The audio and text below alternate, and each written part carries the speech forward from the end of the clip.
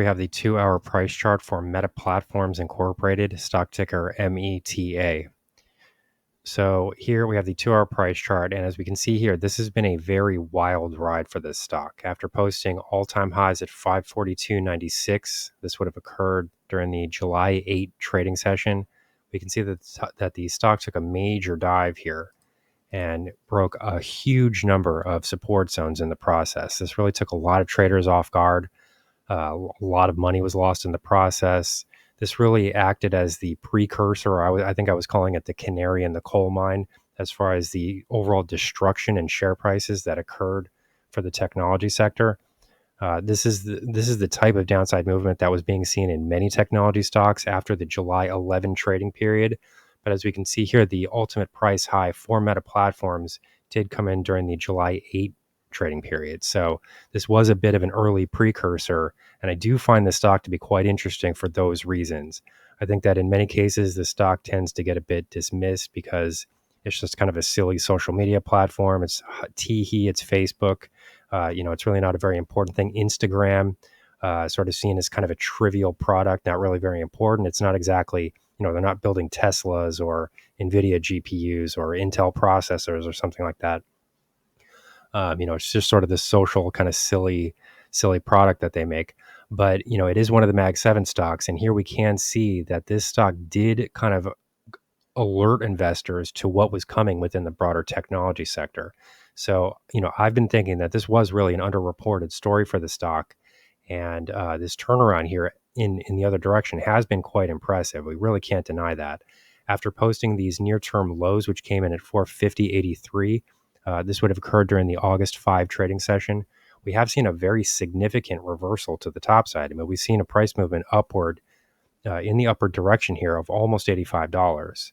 So when you're dealing with a $500 stock, that's a very significant price move in percentage terms, especially when you're dealing with a huge market cap, such as the one that is connected to Meta Platforms.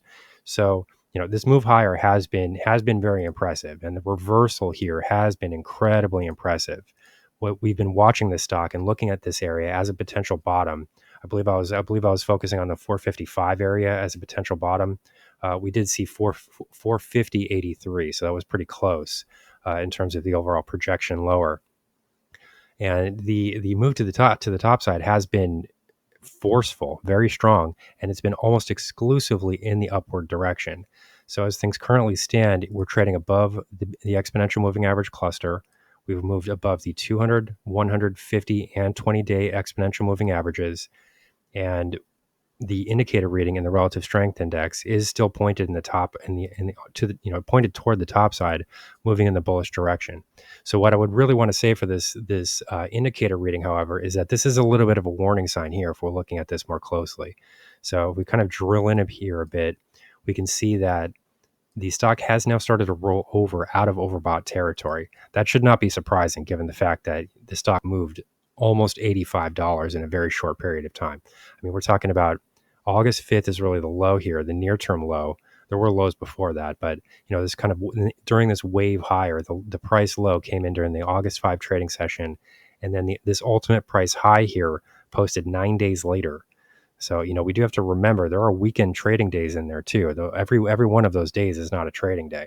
So this is a very short period of time, and we're looking at a price move of more than $85. So this is quite substantial.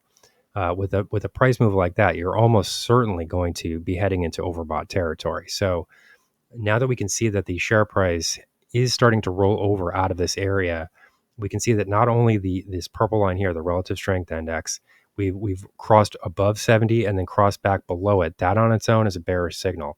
And then in addition to that, as you can see here, the purple line crossed below the yellow line. What this means is that the relative strength index crossed below its own exponential moving average. So if we kind of zoom out here a bit, we can see that the share price here has managed to maintain upward trajectory in the indicator reading. This is still actually true. I mean, as you can see here, this uptrend line has not been violated yet. The relative strength index is still obeying this uptrend line. But I'm starting to believe that this is going to be unsustainable here relatively soon because we're close to moving into this 542.96 resistance zone, which was posted during the July 8 trading session. and we are rolling out of overbought territory. So as things currently stand, if you're an ultra conservative trader, at the very least, you might want to start to consider taking some of the profits off the table at this point. There is a clear potential for a turnaround here. I'm not saying that we can't break through this 542 level. It's completely possible. There's a lot of momentum that's being focused in the topside direction here. However, the move has been forceful, and the distance that the price has traveled to the top side has occurred on a very short-term basis. We're again 9 days, and all of those days are not trading days. So this is a lot of upward price movement. We have currently broken above this prior resistance zone, which came in at 527.13. This is another very important move, or this is the price high from the August 1 trading session.